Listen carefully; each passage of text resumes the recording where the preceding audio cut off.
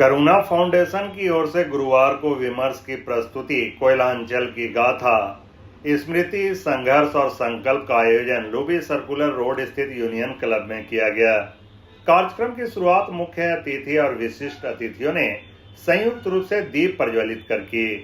इस अवसर पर कोयलांचल धनबाद के इतिहास, वर्तमान और भविष्य की संभावनाओं पर गहन चर्चा की गई। इस मौके पर मुख्य अतिथि अखिल भारतीय इतिहास संकलन योजना के संगठन सचिव बाल मुकुंद जी उपस्थित रहे।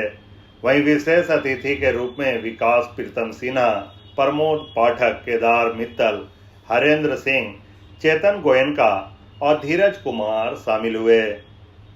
वक्ताओं ने कोयलांचल के इतिहास पर विस्तृत जानकारी साझा की।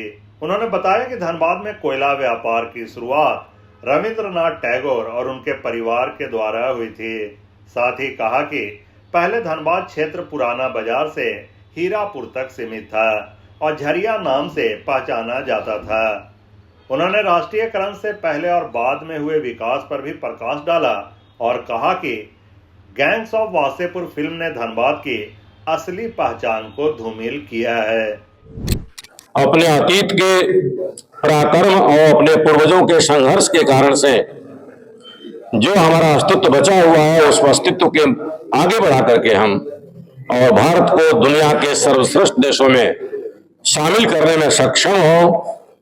इस प्रकार के स्वाभिमान को बढ़ाने के लिए प्राचीन और वर्तमान के इतिहास के आधार पर भविष्य का निर्माण करने का यहाँ के नौजवानों में, विद्यार्थियों में, व्यवसायियों में एक जज्बा पैदा हो, इसके उद्देश्य से ही यह संगोष्ठी आयोजित की गई थी। और मुझे आशा है कि क्षेत्र के लोग अपने पूर्वजों के पराक्रम से प्रशिक्षित होकर और प्रेरणा लेकर के और देश को आगे बढ़ाने में अपना अहम भूमिका का निर्वाह करेंगे।